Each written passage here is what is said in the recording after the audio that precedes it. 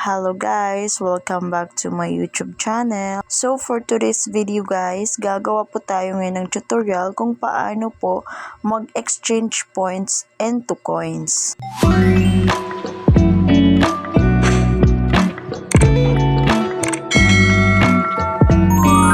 So, pumunta na po tayo dito sa Popo App Live natin. So, ayun guys, kung makikita nyo po, meron na po akong 377,000 plus points po. So, click lang po natin.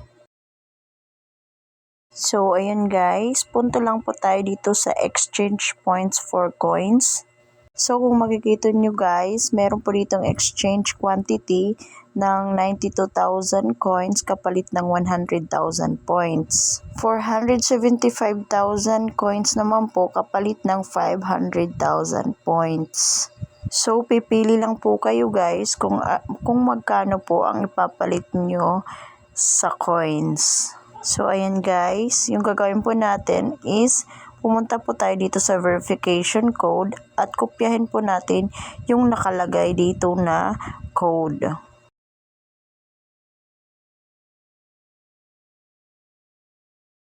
Pagkatapos po niyan, itong exchange coins naman po at i-confirm po natin. Ngayon guys, ilalagay po natin itong security password natin. So, ayan guys, success na po. At kung makikita nyo po guys, is nabawasan po ng 100,000 points. Itong points ko po. So, back po tayo. So, ayan guys, may natanggap po tayong message. Open po natin. And guys, may arrival notice po. So, ibig sabihin, successful po yung exchange points po natin.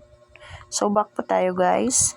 Nga pala guys, di po pala natin makikita yung coins dyan sa coins dahil agent po ako guys. Nga pala guys, sa mga wala pa pong agent dyan, pwede nyo pong i-copy itong ID number ko at ilagay nyo po dyan sa agency nyo guys. Then message nyo po ako para mag-guide ko po kayo guys. So yun guys, yung coins po ng agent is nandito po sa coins trading. So ayan po guys, yung pinalit kong points into coins. So yun guys, ganyan lang po kabilis at kadali kung paano po mag-exchange points into coins. So hanggang dito na lang po itong video na ito.